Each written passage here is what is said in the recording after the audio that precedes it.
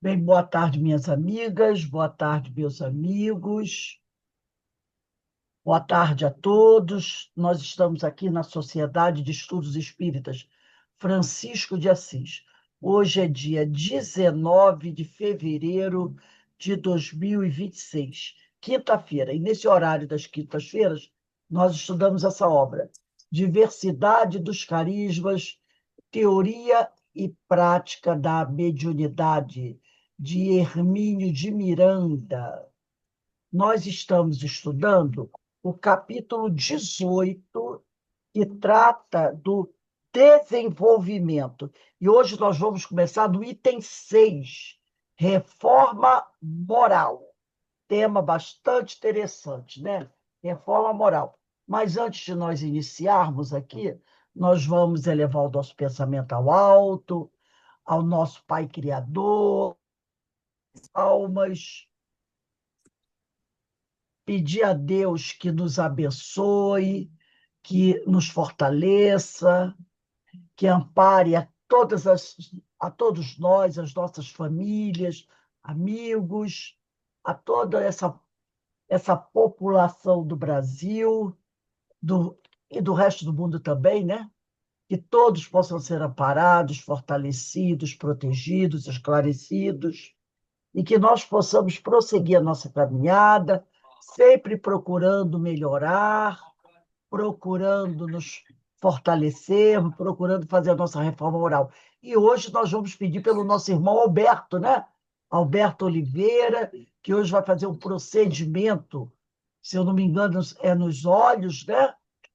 E pedir a Deus que ajude o nosso amigo Alberto para que ele possa ter sucesso no seu tratamento e que em breve ele possa estar junto de nós, estudando, né, junto de todos nós aqui estudando e participando, que é muito bom ter o nosso irmão Alberto junto com a gente. Que Deus o abençoe e continue a abençoar todos nós. Graças a Deus. Bem, Graças vamos a lá Deus. começar? Capítulo 18, Desenvolvimento. Item 6, Reforma Moral. Na semana passada, né, nós estávamos estudando, nesse capítulo 18, o item 5 que falou do lixo mental, que foi muito interessante, né? A gente falou do lixo mental na semana passada. E hoje, e aí o Hermínio falou, né, que nós somos que nem um computador, que o computador também acumula lixo, né? E quando o computador está cheio de lixo, a gente vai lá, limpa o computador, joga o lixo da lixeira, mas também não pode esquecer de limpar a lixeira.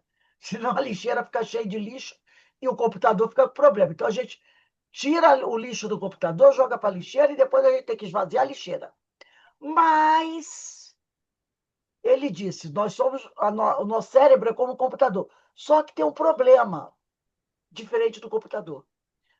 O lixo que a gente acumula na nossa máquina, né? Na nossa mente, esse lixo a gente não consegue deletar. A gente não consegue deletar. Esse é o problema.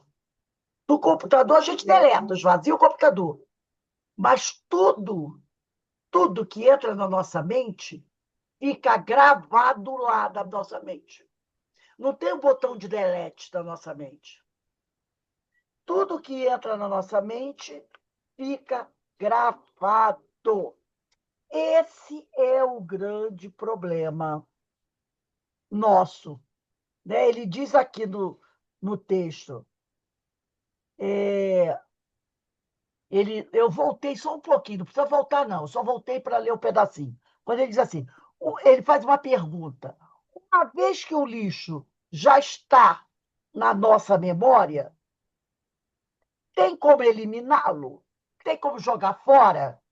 Como a gente joga fora o lixo do computador? E aí ele diz: a memória é indelével. Tudo que ela registrou é para sempre. Esse é o problema do computador. Se você botou uma coisa no computador, você pode tirar, você pode jogar fora. E se quiser fazer a limpeza completa, é só formatar o computador. Ele fica zerinho, né? Zerinho. Mas na nossa memória não tem isso. tudo que a gente registrou é para sempre. O que é que nos resta a partir daí? É policiar o nosso pensamento, para que toda vez que esse lixo queira sair, a gente não deixe sair. Então, a gente arruma esse problema.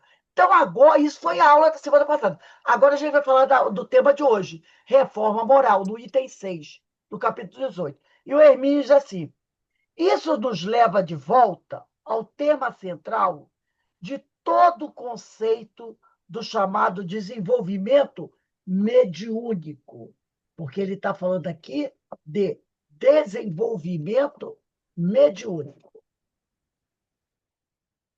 Livro aqui nos. Opa, eu fui tirar um livro e caiu outro. Estante está pesada. Deixa eu tirar isso aqui, para não pesar muito. Opa, se não atrapalha. Isso.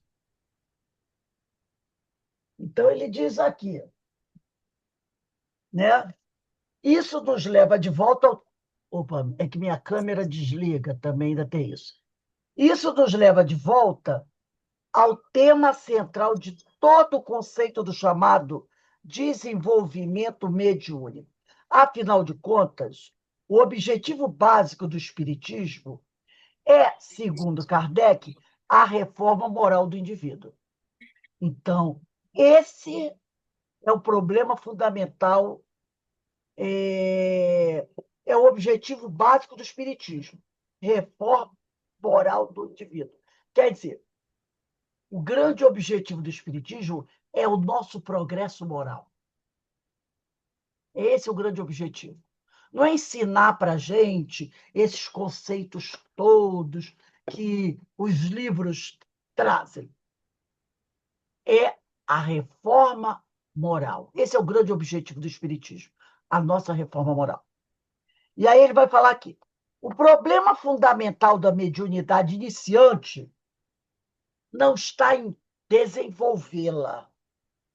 Pois quando a pessoa vem programada para o trabalho mediúnico, as faculdades correspondentes saberão encontrar seus próprios caminhos para se expressarem. Porque nós já estudamos aqui que todos nós que temos a mediunidade ostensiva, nós somos preparados antes de reencarnar.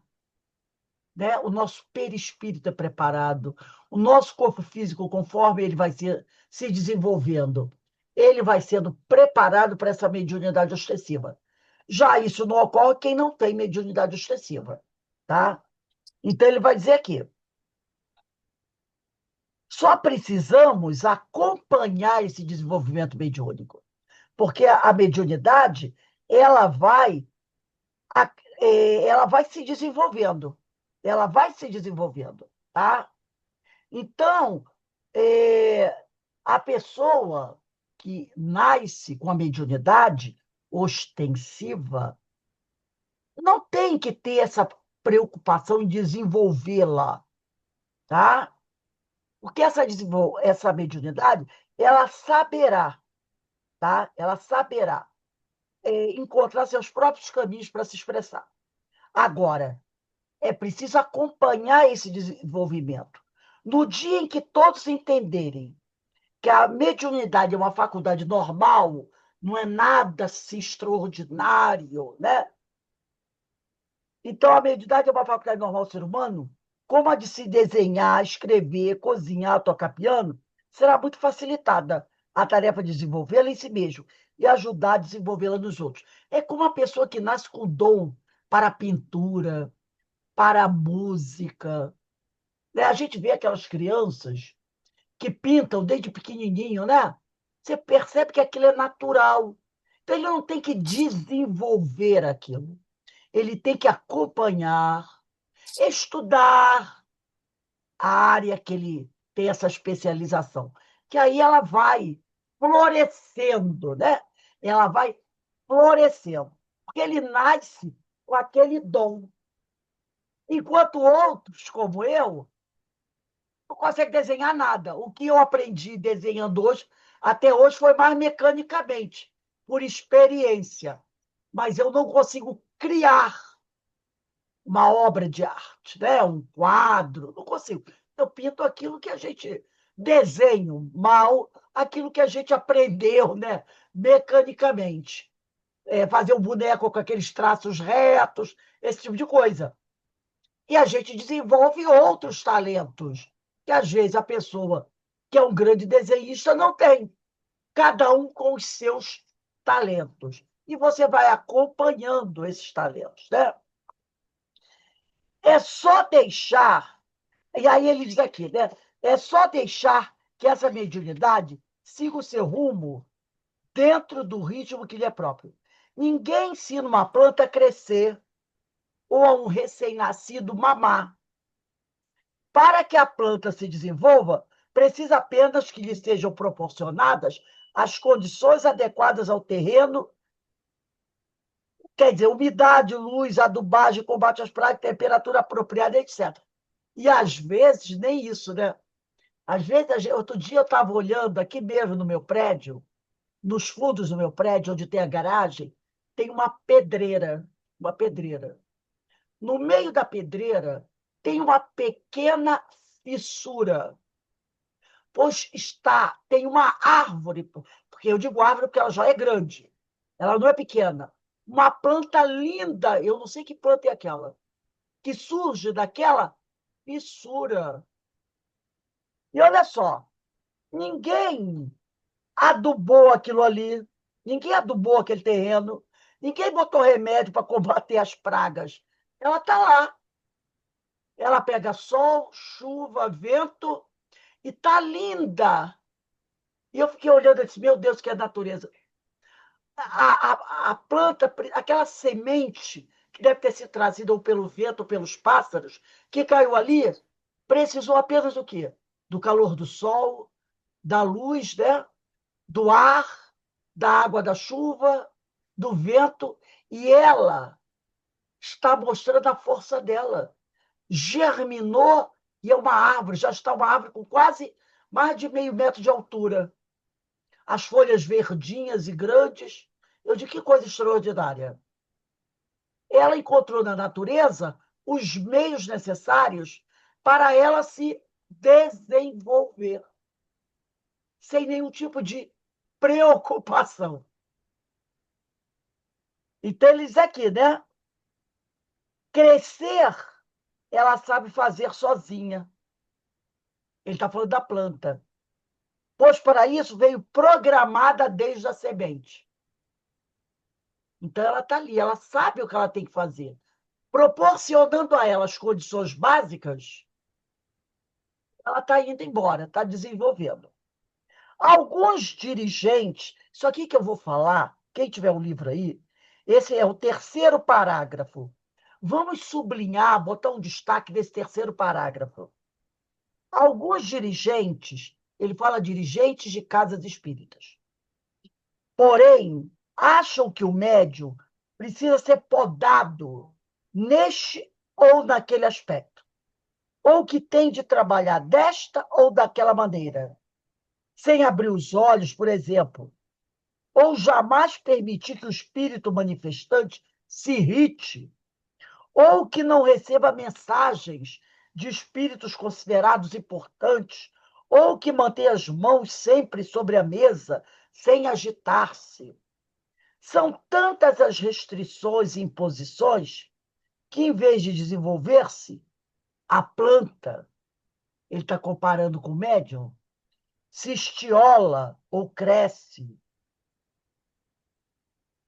torta, se estiola, quer dizer, murcha, né?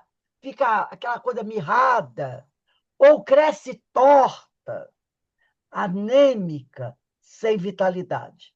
Em vez de disciplina que é necessária, é preciso evitar que se imponha um regime de opressão que iniba a mediunidade nascente e lhe retire todo o frescor da espontaneidade. Por que razão todos os. Aí ele bota uma pergunta.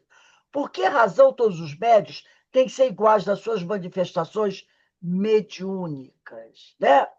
Então, é preciso, né? A gente precisa acompanhar o médium, ver as dificuldades que ele tem, procurar auxiliá-lo, mas deixá-lo exercer a sua mediunidade, sem querer impor regras.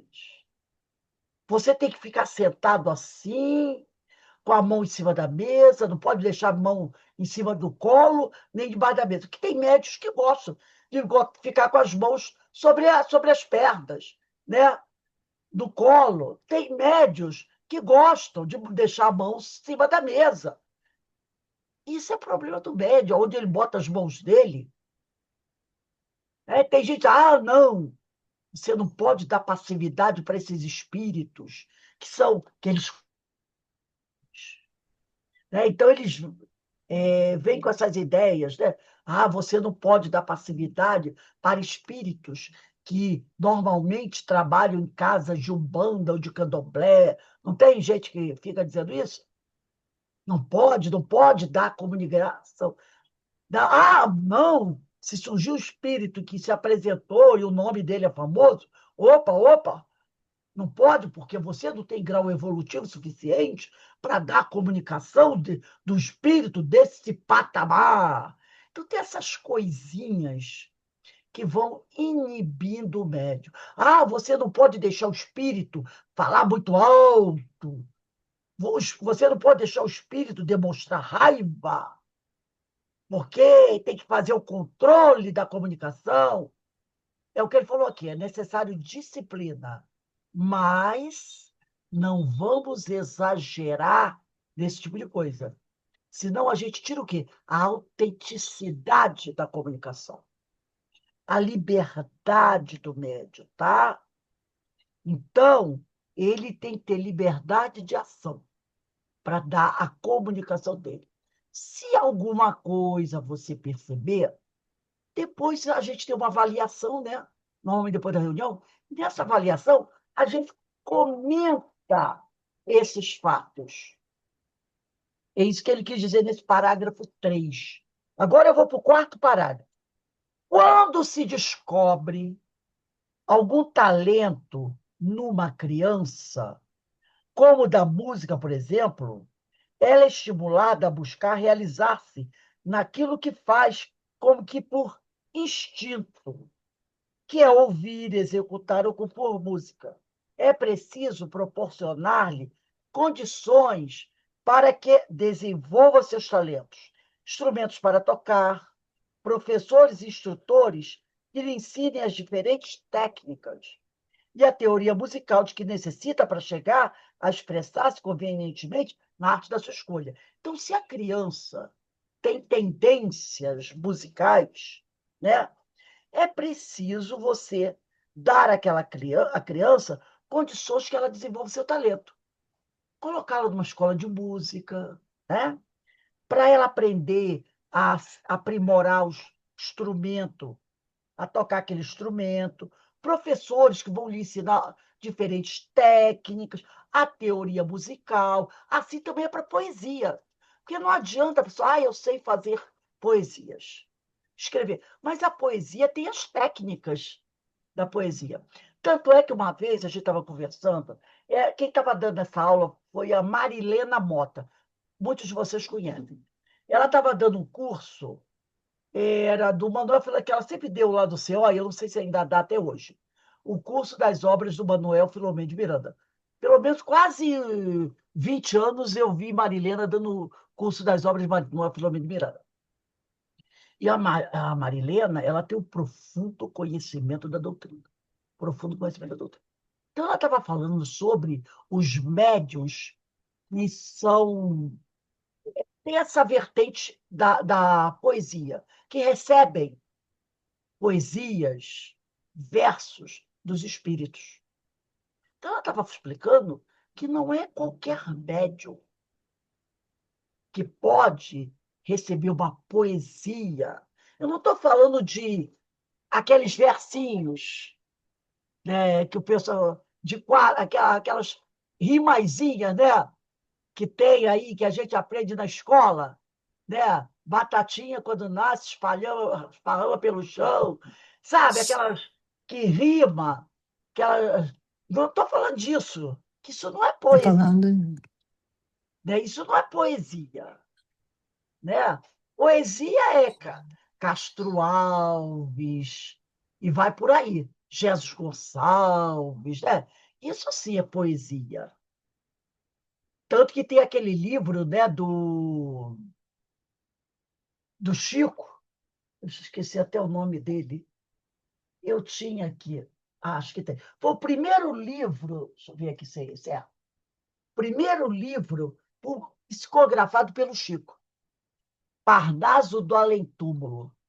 Primeiro livro que o Chico psicografou, Parnaso do Além-Túmulo. Então, aqui nós temos, nossa, olha, eu abri, olha quem eu abri.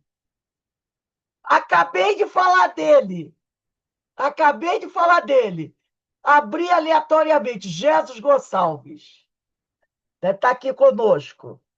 Né? Abri. Então, Jesus, né? Essa poesia aqui, Anjo de Redenção, vou ler que é só 4 estrofes. Do céu descestes, resplendente e puro, e no santo mistério que te apagas, vesti-me o burel de sangue e chagas, e algemaste-me além o estranho e duro.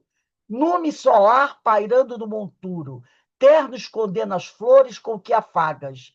Ouviste-me em silêncio o choro e as pragas, doce invisível do caminho escuro. Mas da cruz de feridas que me deste, libertaste meu ser à luz celeste, onde sublime e fúlgido flamejas. E agora brado, enfim, de alma robusta. Deus te abençoe, ó dor piedosa e justa, anjo da redenção, bendito sejas. É diferente desses batatinha quando nasce esparrama pelo chão, não é? Então, o médium, né? O médium, para receber essas poesias, ele tem que ter um preparo, um conhecimento de métrica, sabe? Então, quando ele, médium, percebe que ele tem junto a ele espíritos que querem mandar poesias através dele, ele deve estudar esse tema, entendeu? Para que ele possa ser um médium mais bem preparado. Foi o que a Ivone Pereira fazia. Ela estudava. Então, se é um médium que recebe músicas, ele deve estudar temas ligados à música, para que assim ele possa ser um instrumento mais bem preparado para os espíritos. Então, é o que ele diz aqui.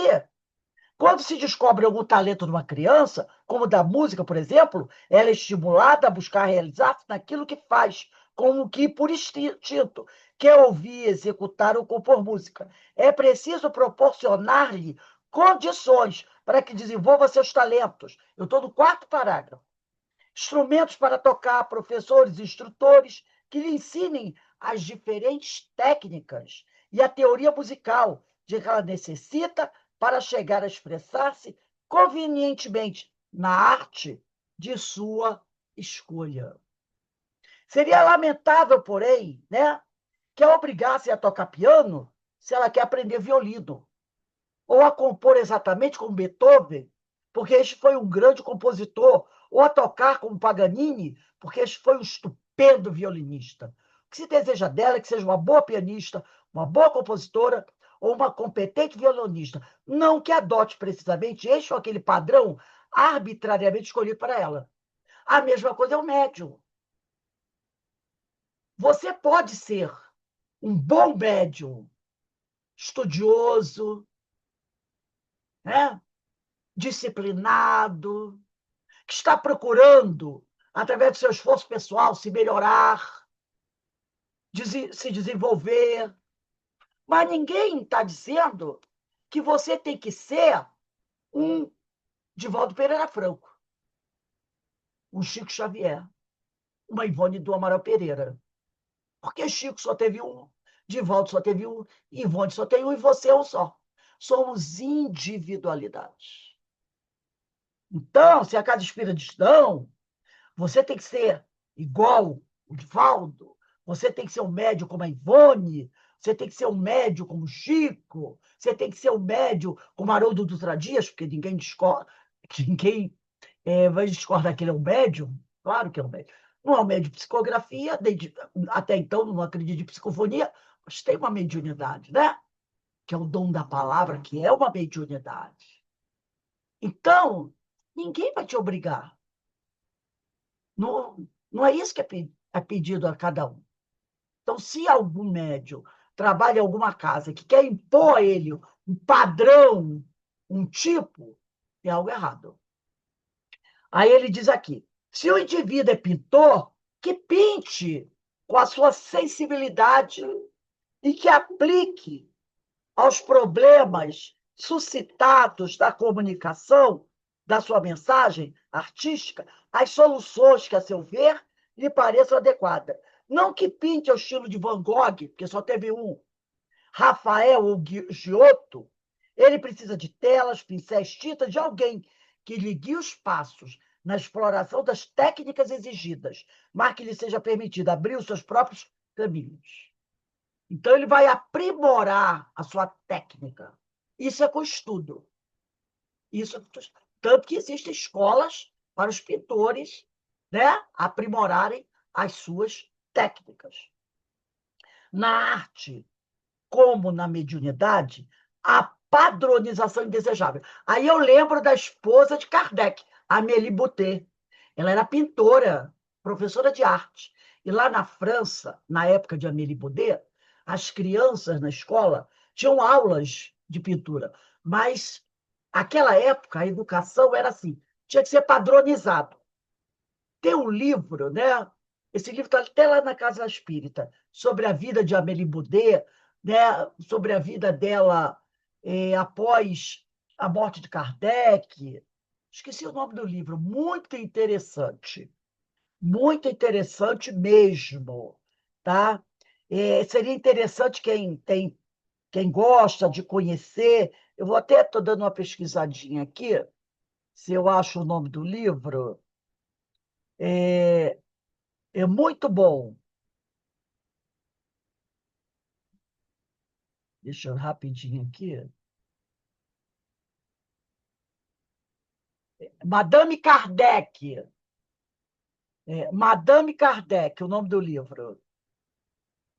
Quem quiser, quem tiver interesse, o nome do livro é Madame Kardec e o autor é Adriano Calzone. Calsone, Adriano Calzone. Madame Kardec, a história que o tempo quase apagou. Olha que interessante. Eu vou até salvar isso aqui e vou mandar para vocês. Depois, então, é Madame Kardec, do Adriano Calzone, a história que o tempo quase apagou. E ali é contado, né, que ela não gostava daquele tipo de orientação, que todas as crianças para desenhar têm que fazer traços iguais, entendeu? Aquela coisa. E ela diz que não, tem que dar à criança liberdade para que ela possa pintar, usar da criatividade dela, porque a educação artística era padronizada, né? Nunca mais esqueci disso. Achei muito. Então, ela trava uma luta na escola para conseguir mudar o tipo de educação artística. Ela era uma pintora. Então, ele vai dizer daqui, né? No caso do médium, o que se tem a fazer é estimular nele uma boa, e ele usa entre aspas, arrumação da sua mente, uma disciplina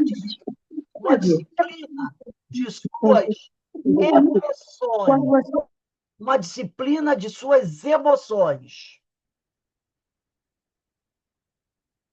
dos seus impulsos e do seu comportamento. Isso é para todo mundo, né?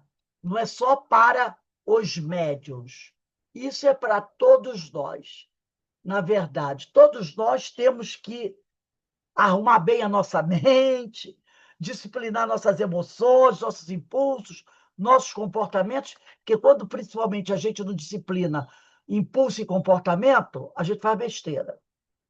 Mesmo aí, contudo, a disciplina não deve ser imposta a grito, na base da intolerância, da rigidez intransigente. O médio precisa de apoio, esclarecimento, compreensão e crítica certamente construtiva e moderada, firme e amorosa, mas nunca inibidora daquela que castra, que proíbe, e sufocante, possessiva e arbitrária. É preciso ajudá-lo a ser, acima de tudo, uma boa pessoa, um ser pacificado e ajustado, tanto quanto lhe permitam suas condições humanas. Então, é aquele negócio. Ele tem que ser uma pessoa boa, um ser pacificado e ajustado, mas dentro das condições dele. Não quer dizer que o médio. Por exemplo, a Carmen, a Ana Constantino, a Dulcineia, a Verinha, a Denise, têm que ser todos uma boa pessoa, do mesmo tipo, pacificadas do mesmo tipo e ajustadas do mesmo tipo. Não vai dar. Não vai dar, porque cada um tem o seu jeito de ser. Então, dentro do jeito da Ana Constantino ser, ela tem que ser pacificada, disciplinada. Carmen, do jeito dela, respeitando a forma de ser de cada um. Conseguido isso, a mediunidade correta será consequência natural e espontânea. O médium não deve ser endeusado. Esse é o grande problema. O pessoal que coloca médium no altar. Quando a coisa não dá certo, fica todo mundo assim: nossa, que decepção, não é? Aquele médium me decepcionou. Ele pediu para você colocar a coroa de Cristo na cabeça dele? Não. Nem escravizado, nem disciplinado ou inibido. Médio escravizado é aquele que o pessoal diz: não, você tem que ficar dentro do centro o tempo todo, trabalhando para Jesus. Não pode ir ao teatro, não pode ir ao cinema, não pode dançar, não pode rir, não pode ir para festas, entendeu? A palavra não pode, não pode, não pode, não pode, não pode. Não pode brincar o carnaval, porque o carnaval é a festa do demônio, do pecado. Aí o cara fica em casa, não vai para o carnaval porque é festa do demônio e do pecado. Aí xinga a mulher, bate na mulher, xinga os filhos, quando não faz coisa pior com a família. Aí vai para o banheiro escondido para telefonar para amante, entendeu? Marcar o encontro no motel com a amante. Eu digo que vou para a igreja e vou para o motel encontrar com a amante. Ou então ele diz assim: vou fugir do pecado, vou com a família para o sítio. Mas antes ele passa no mercado, enche o carro de bebida. Deixa, é claro, umas latinhas dentro do carro, porque enquanto ele está dirigindo daqui do Rio para Arraial do Cabo, ele não é leão, né? Ele tem que ir bebendo um pouquinho, porque vai se distraindo durante a caminhada. Final, é muito sol, engarrafamento. A cada quilômetro, ele toma lata de cerveja geladinha. Talvez não dê tempo de chegar lá, que ele pode bater no poste. Ou quando chega lá, é aquela festa, churrascada, muita bebida, família grande reunida, já sabe, né? O pau quebra. Todo mundo, depois de estar de cabeça cheia de bebida, resolve dizer as verdades um para o outro. Não é assim?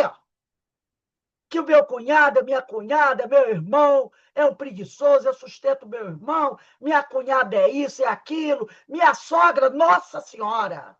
Se tiver o oceano bem revolto, eu vou mandar ela dar um mergulho. Para ela não é assim? Alguém nunca viu isso? Mas eu fugi do carnaval, a festa do demônio. Não é? Que é o demônio, o mal. Está aqui, ó. Não está na música, na marchinha de carnaval, não, gente. Está aqui. Aonde você for, ele vai com você. Às vezes o cara que está lá, dançando lá a sua musiquinha, está com a mente numa boa. Está só se distraindo, admirando as músicas. Eu tive domingo agora no Palácio Cristal. Botaram uma bandinha lá, só tinha família com crianças, até porque domingo não enche muito, porque tinha desfile, aquela coisa toda, né? E tinha jogo também. Então estava só a família. Levaram seus filhos, as crianças pequenas, tudo fantasiadinha, as crianças brincando, tocando lá a marchinha na banda, o pessoal brincando, sentado na grama. Estava um domingo legal, e a gente escutando aquelas músicas. Eu gosto, eu danço, me dou minha dançadinha. Hoje não danço mais, porque o coração não aguenta. Mas toca lá a marchinha, eu danço, bandeira branca, e eu gosto. E fico lá, ficou eu e meu marido lá, curtindo o ambiente, numa boa. Fomos e voltamos tranquilo. Mas tem gente que condena, tem gente que vai me condenar. Rose, gosta de carnaval. Claro, você gostei. Quando eu era mais nova, todo sábado no Bola Preta de manhã. Não tinha, durante anos. Sábado de carnaval, blusinha branca e preta, bola preta. Gostava de ir para a praia, ficar ali naqueles trem elétrico, ali no posto 5 da Barra, posto 10 do Recreio, ia para a cidade, saía dos blocos, aproveitava. Nunca tive problema. Nunca tive problema. Porque eu nunca fui com maldade na cabeça. Nunca fui com maldade na cabeça. Né? Hoje eu não posso fazer mais nada disso, é claro, não tenho mais disposição, não aguentaria mais acompanhar nada disso. Mas gosto de sair. Saí no domingo e saí na terça-feira. Terça-feira fui aqui na Praça da Liberdade, tinha lá a banda do Gonzaga, acho que é banda do Gonzaga, muito animado. É uma banda que toca músicas sertanejas, eles têm esse estilo, sertanejo, toca música moderna, mas todo estilo assim, sertanejo, muita gente lá, muita família. Fui para lá, fiquei um pouquinho, cantei, dancei. Não, digo, eu gosto. Sempre gostei. Não vou dizer que não faço, que isso é coisa do pecado do demônio. Ah, tá me. Ih, nada. Bobagem isso. O Chico mesmo conta que quando tem os livros lidos, cara, do Chico Xavier, quando lá em Pedro Leopoldo, ele ia para o portão e ficava vendo os blocos, aquela época passar, né? Isso, 1930, 40, com aquelas fantasias, e ele ficava lá no portão, ó, dançando quando o bloco ia passando, ele ficava lá. É alegria. Qual o problema? O problema está aqui. Está aqui. Aí eu pergunto, ah, mas no carnaval o pessoal solta. Eu digo, quando tem aquelas jogos de futebol, aquelas torcidas, o pessoal também não solta, não é? E atualmente vocês já perceberam como todo dia, pelo menos, eu tenho acompanhado todo dia, passa na televisão tragédias de famílias, no mínimo um caso, todo dia de feminicídio. Hoje, mais um. Eu estava fazendo trabalho, eu fui olhar no Google Negócio, mais uma tragédia envolvendo casais, famílias, quase todo dia. E que culmina, muitas vezes, com a pessoa pratica aquele ato horroroso e depois tira a própria vida. Quase todo dia tem um caso desse. E muitas dessas pessoas se diziam religiosas, pessoas de família. Tem um que tirava fotos com os religiosos da igreja. A gente não está para criticar ninguém aqui. Apenas mostrando que é uma hipocrisia. Eu acho. Eu acho. Ah, mas tem os blocos que fazem bagunça? Tem. Como também tem os bailes funk que fazem bagunça.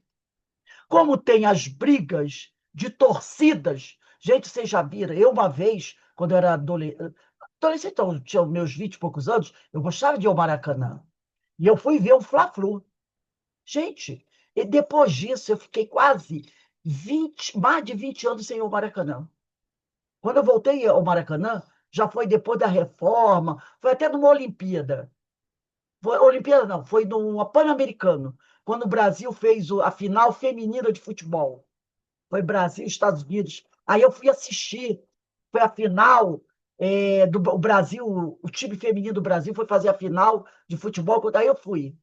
Eu fiquei quase mais de 20 anos sem o Maracanã. Porque eu fiquei traumatizado com o que eu passei lá. No final, briga de torcida. Foi uma coisa horrível. Uma coisa horrível. E é uma coisa horrível. Porque normalmente brigas de torcida termina sempre em morte. Tem sempre uma, duas, três mortes. Tá? Quando não é dentro do estádio, é fora do estádio. E aí? Ninguém estava brincando carnaval. Não é? Às vezes as pessoas estão lá numa lanchonete, como aconteceu semana passada, estão lá numa lanchonete comendo seu pastel salgadinho, passa alguém, entra, puxa a arma e atira, mata dois, três da lanchonete. Não estavam brincando carnaval. Então as pessoas têm essa coisa, né? E tem muito espírita que vem com esse discurso. Quando chega carnaval, já coloca atrás de um trio elétrico, atrás de um bloco, veio o bloco dos desencarnados. Aí eu olho assim, eu penso, meu Deus, se todos nós fôssemos videntes, a gente ia ver o bloco de desencarnados desequilibrados, que muitas vezes caminham atrás da gente na rua, quando nós não somos equilibrados. A gente já vê o bloco de desencarnados desequilibrados, que muitas vezes estão dentro das casas, dentro dos lares, quando a família não é harmonizada e equilibrada. Tanto é que a gente vê as tragédias. Então, o bloco dos desencarnados desequilibrados podem estar atrás da gente em qualquer lugar, seja dentro de casa, seja na rua, seja dentro do nosso carro. Então, a gente tem que parar com isso. O problema não está no carnaval. O problema está em nós. É como aquela história da vizinha que sempre metia o malho na outra. Dizia que a outra era relaxada e pendurava roupa na corda encardida. Até que um dia o marido limpou a vidraça da própria casa. E quando ela olhou pela janela, até que enfim essa mulher tomou vergonha e resolveu lavar bem a roupa dela. Aí o marido, não, não, ela tomou vergonha, não. Fui eu que limpei a nossa vidraça. Quer dizer, a sujeira estava dentro da casa dele, mas ela via sujeira na casa do outro.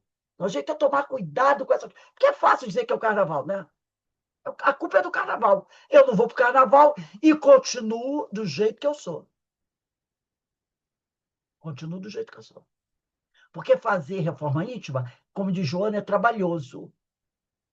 Eu não estou afim. Então eu boto a culpa no carnaval. Como eu boto a culpa no Satanás, no demônio e no pobre coitado obsessor. No pobre coitado obsessor. Enquanto isso, eu permaneço da mesma forma. Mas vamos voltar aqui.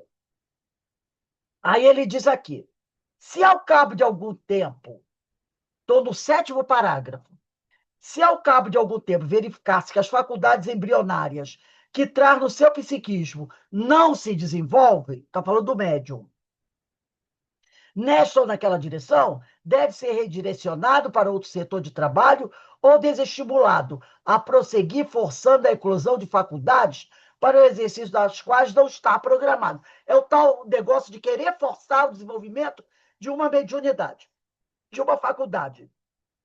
Sabemos de casos que só porque a pessoa, às vezes, ouve vozes ou traça alguns rabiscos no papel, fica presa à mesa mediúnica anos a fio, segurando um lápis diante de uma folha de papel ou esperando que os espíritos se manifestem por incorporação, pura perda de tempo. Se ele não tem aquela faculdade, não adianta. Poderia estar dando passes, talvez, ou visitando doentes em hospitais, ou arrecadando víveres para distribuir aos necessitados, ou ainda empenhada em alguma tarefa manual no centro que frequenta. Se é verdade que todos temos algum conteúdo mediúnico em potencial, não é menos verdadeiro que nem todos estamos destinados a ser médios dessa ou daquela modalidade.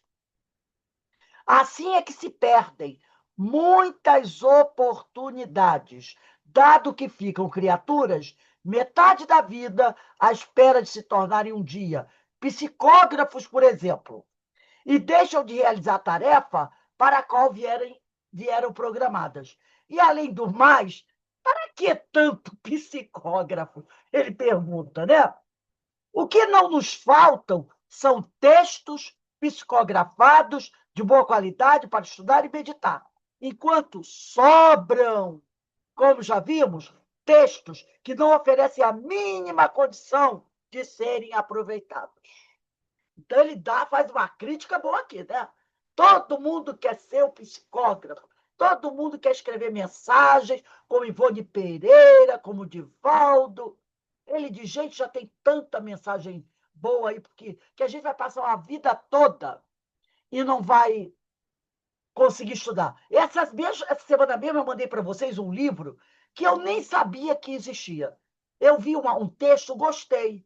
Aí eu disse, vou usar esse texto. Quando eu fui olhar, era do Chico. O livro Viajor. Eu nunca... Eu mandei até para vocês, botei no grupo, em PDF, o livro Viajor, do Chico, pelo espírito de Emmanuel. Eu nunca tinha escutado o nome desse livro, do Chico. Viajor. Aí eu mandei para vocês. Tem cada texto muito bom. Tem até um que eu vou usar aí um dia aí, Viajou, muito bom. Está lá no grupo. Então tem tanta obra já psicografada boa, para que você ficar insistindo? Ah, porque eu tenho que ser um psicógrafo que nem o Chico. E aí, o que aparece? Um monte de texto, cheio de ponto de interrogação, que não vale a pena. Para a gente encerrar aqui o nosso estudo de hoje, eu trouxe aqui um livro, deixa eu pegar aqui, do Jaider Rodrigues de Paulo. Eu não sei se eu já falei para vocês desse livro. Enigmas da Desobsessão. É uma abordagem técnica de espíritos em reunião mediúnica refratários ao acolhimento fraterno. Tá? Enigmas da Desobsessão, do Jaider Rodrigues de Paula. E eu peguei aqui um trecho. Deixa eu ver aqui. Ele vai falar, deixa eu ver o número, o capítulo. Eu sempre gosto de dar o capítulo, sempre colocar. É o capítulo 1, das obsessões e reuniões mediúnicas. Capítulo 1. No capítulo 1 tem vários subtítulos. O subtítulo que eu vou ler é Médios Ostensivos. Médios ostensivos. Vamos prestar atenção aqui. Eu não vou ler tudo, vou tirar uns trechos que eu achei muito interessante. Ele diz assim: médios ostensivos são aqueles que, em geral, possuem a faculdade mediúnica como tarefa de redenção. Opa, tá igualzinho o Chico, o Emmanuel. No livro Emmanuel, no capítulo 11, né? 11.2. Quem são os médios da sua generalidade? Então, ele diz aqui, são aqueles que, em geral, possuem a faculdade mediúnica como tarefa de redenção. Eles possuem a faculdade mediúnica resultante, olha aqui, de uma preparação perispiritual e orgânica. Falamos sobre isso hoje. Eles possuem a faculdade mediúnica resultante de uma preparação perispiritual e orgânica, os médios ostensivos, a fim de facilitar o desdobramento do médio para esse desiderato, para esse objetivo. Eles têm a incumbência de transmitir as ideias e os sentimentos dos espíritos. Em espírito, todos são conscientes. Em espírito, os médios, todos são conscientes. Quanto mais o médio estuda sobre o fenômeno em si e a sua interação na existência das pessoas, e quanto mais se esforça pela sua melhoria pessoal, mais apto se torna para a atividade mediúnica. A sua capacidade perceptiva refina-se e o seu mental passa a refletir maior equilíbrio. No fundo, a mediunidade seria a capacidade do espírito de perceber as várias correntes vibratórias que povoam o universo. Então, ele está dizendo que, no fundo, a mediunidade é a capacidade do espírito, né, de perceber as várias correntes vibratórias que povoam o universo. Edgar Armon, em seu livro Mediunidade, é um livro do Edgar Armon que eu gosto muito. Tem gente que não gosta de Edgar Armon, eu gosto. E ele tem esse livro Mediunidade. Edgar Armon, em seu livro Mediunidade, afirma que é necessário o autodomínio mediúnico. O que tem em vista é formar médios senhores e não escravos da mediunidade, conscientes de suas tarefas e responsabilidades, que possam, conforme a natureza da sua mediunidade, penetrar nos mundos invisíveis como elementos aptos a compreenderem e transmitirem aquilo que desses mundos necessitem os homens conhecerem, ou para servirem de instrumento hábil a espíritos de qualquer hierarquia aptos para agir em qualquer circunstância, com autoridade, conhecimento de causa e elevação de sentimentos. E aí ele diz aqui, o Jaider Rodrigues, um texto, né? Uma frase muito importante. Ele diz assim: o médium que não pode se conduzir a si mesmo, o que não foi educado ou foi de uma forma sistematicamente passiva, é aquele que está dentro do quadrado, só faz o que os outros mandam, torna-se veículo de confusão, de indecisão em qualquer lugar ou circunstância que atue. Na realidade, o Jaider tirou esse texto do livro do Edgar Armon. O autor, o Edgar Armon, concita uma atuação mediúnica mais responsável e proativa, entendendo o médium como um colaborador consciente dos seus deveres e de suas possibilidades, não como uma marionete nas mãos dos mentores nem dos dirigentes. Quem, de certo, preferem colaboradores ativos e diligentes, porque os mentores, eles não querem marionetes como médiuns, eles querem colaboradores ativos e diligentes. Assim, ele também afirma: queremos um espiritismo de claridade, de realizações mais amplas, e se não conseguirmos, desde logo, pela lentidão da própria evolução, nem por isso devemos nos conformar com a rotina e nos acompliciar com as forças retardadas do pensamento. E ele continua aqui, já para encerrar. Para tanto, temos que estudar, questionar e, muitas vezes, discordar daquilo que está engessado pelo pensamento estagnante. O nosso codificador, está falando de Allan Kardec, foi perquiridor, quer dizer, pesquisador, né? Dinâmico, questionador. Mais do que ele questionou os espíritos, né? E, às vezes, ele levava até uma bronquinha de tantas vezes que ele insistia em certas perguntas. Então, ele diz aqui, o nosso codificador foi perquiridor, dinâmico, questionador e, acima de tudo, humilde, ao afirmar que, caminhando de par com o progresso, o espiritismo jamais será ultrapassado.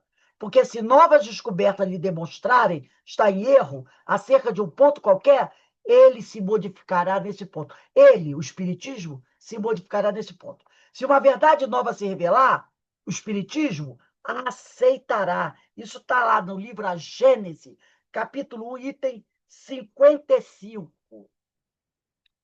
Pensamento desassombrado de Kardec, comprometido com a verdade.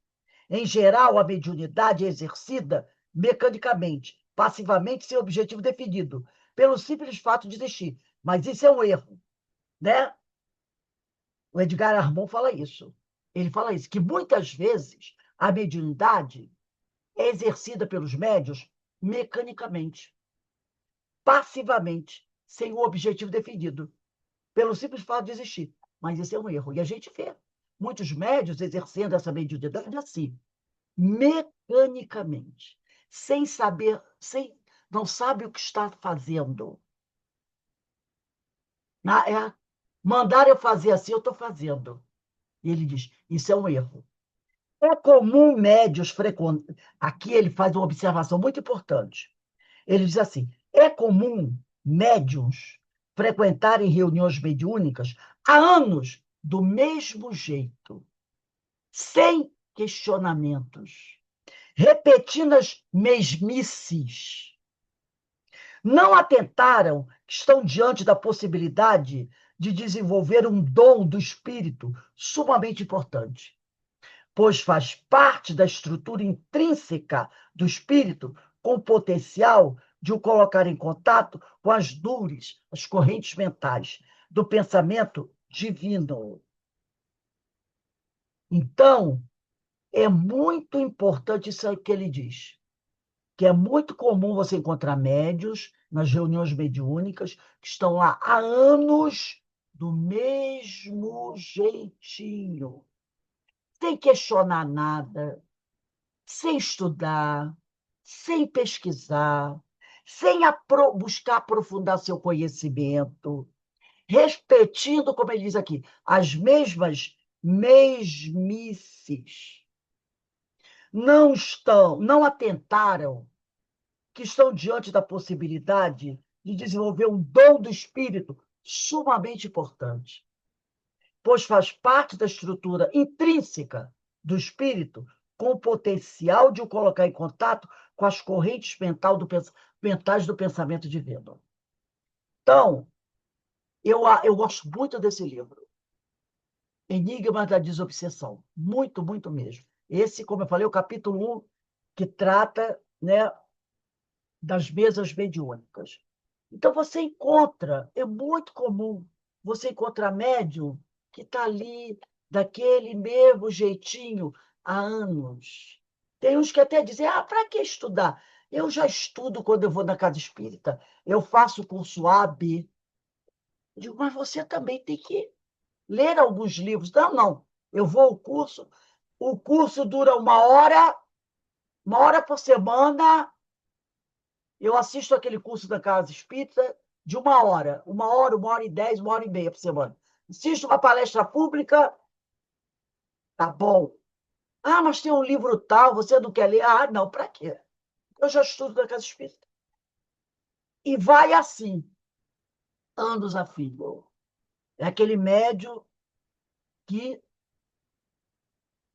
não procura questionar, pesquisar, estudar. Isso não está em acordo com o Espiritismo. Não está em acordo com o que Kardec ensinou, né? Então, gente, tanto que Kardec disse: espíritas, amai-vos, mas espíritas, instruí-vos. Né? Foi à toa que o codificador deixou essa frase. Bem, gente, semana que vem, hoje são 19. Dia 26, nós vamos começar o nono parágrafo, que começa assim: como pode o leitor observar? Então, isso aqui vai ser 26/2/26. Como pode o leitor observar? Voltamos ao mesmo ponto crítico de sempre, o do preparo do médico com a pessoa humana. Esse é o parágrafo 9 que nós vamos começar na semana que vem. Muito interessante o estudo, né, gente? Esse muito interessante. Então, o Hermínio realmente deixa para a gente lições fantásticas. Hein, Fantásticas. Rose? Eu fiquei Oi? pensando, eu fiquei pensando também, sabe o quê? Falando nisso, que depende muito de pessoa para pessoa, né? Porque tem gente que, bom, eu sou, por exemplo, eu gosto de estudar, eu gosto de procurar, eu assisto tudo, eu ouço tudo, eu vejo que realmente. Mas tem gente que, né? Eu acho que, assim, se não tiver alguém do lado, eu conheço pessoas que, se não tiver alguém do lado estimulando, né? a pessoa não segue em frente. Mas a pessoa tem que mudar o jeito de ser, né? Tem que Pois é, ser.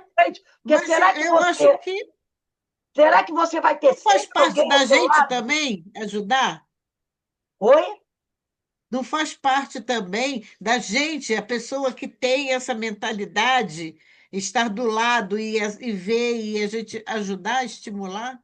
Mas faz parte também da gente fazer a nossa parte do cinema. Sim, sim, A gente também. não pode querer só que venha a nós o vosso reino. A gente tem que Mas fazer a aí como nossa é que ele parte. fica, né? Como é que a Mas, evolução dessa pessoa fica? Não fica, né? Porque mas atrasa um pouco, né? Todos atrasa. É. nós somos os responsáveis pela nossa evolução. Sim, Então, as pessoas precisam ajudar sim, mas nós temos que fazer a nossa parte. Senão, sim, sim. não dá, né? Então, É, Deus ajuda a todos, mas ele fala, né? Nós precisamos fazer, cada um de nós precisa fazer a sua. sim, realmente, É, precisa e fazer a a gente nossa não pode parte. alegar, eu não fui para frente porque ninguém me ajudou. Aí a gente pergunta, e você? Buscou ajuda? É. E hoje em dia Você tem muita testou? forma, né? Tem muito conhecimento, tem Nossa, como muita. tem! A Nossa, internet está aí. Olha, sim, nós estamos hoje, que eu tive esse problema, sim, que eu não pude sair de casa, nós estamos hoje estudando sem sair de casa. sim, A internet verdade.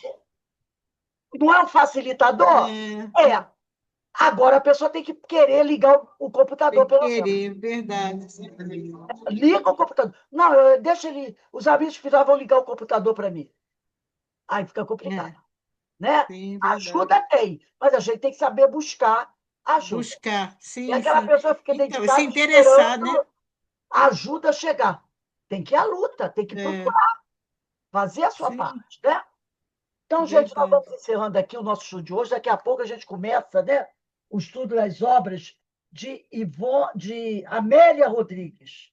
Amélia Rodrigues, né? A nossa querida irmã Amélia Rodrigues. O livro é esse aqui, ó, Luz do Mundo, pelo Espírito Amélia Rodrigues. Nós estamos estudando ainda o capítulo 17, Semeadores Galileus, né, Denise? Já passou o 17? Semeadores Galileus, capítulo 17, né? Daqui a pouco a gente começa, 5h30 a gente começa. Então, vamos encerrando aqui o nosso estudo. Eu vou pedir aqui a nossa irmã, Verinha. Verinha Ecart, você pode fazer a nossa prece de agradecimento? Ver se a Verinha está aí, junto conosco. Não, acho que é a Verinha. Verinha? Não, acho que ela deve ter dado uma saidinha. Márcia, você pode fazer a nossa prece? Posso sim, Rosa. Vamos agradecer a Deus, a Jesus, todas essas oportunidades que nos são dadas para o nosso crescimento espiritual. Que possamos cada vez mais abraçarmos essa doutrina, esses estudos, todas as oportunidades que nos chegam diariamente. E que possamos colocar em prática na nossa vida, para nós e para todos que nos cercam. Obrigada, Senhor, por mais esse estudo. Graças a Deus. Graças a Deus. Antes de encerrarmos aqui, vamos lembrar que hoje, 18h30, nós temos aí a nossa palestra pública e o tema, capítulo 12, item 10. Nós vamos falar sobre o duelo, o ódio, né? Então, não desculpe, é sobre o duelo, itens 11 e 12. O duelo. Mas não é aquele duelo de capa e espada, não. Né? Porque o pessoal fala, duelo, para que eu vou estudar sobre o duelo? Ninguém mais hoje faz duelo. Né? Muito pelo contrário. Hoje, nós duelamos sim. E duelamos muito, muito. Só que a gente não usa mais o sabre nem a pistola para duelar, de certa forma, né? Mas a gente está falando de outro tipo de duelo. Então, todos são convidados a estarem conosco. Um beijo aí para Ô, vocês. Rose, Boa tarde, gente. Olha só, é que eu estou fazendo estudo com celular e eu me enrolo toda. Eu não sei fazer com celular, por isso que eu prefiro com o computador. Aí eu me enrolo, eu estou aqui, assim, eu tô aqui, mas eu não consegui, ligar o som, Ah, tudo tá? bem, Eu vou me organizar melhor. Boa tudo tarde a bem, todos. tudo bem, não tem Tchau. problema não. Rose, Beijo aí para todos vocês. Daqui a pouco a Você gente está de também. volta. Ô Rose, é capítulo 18, o servo de todos.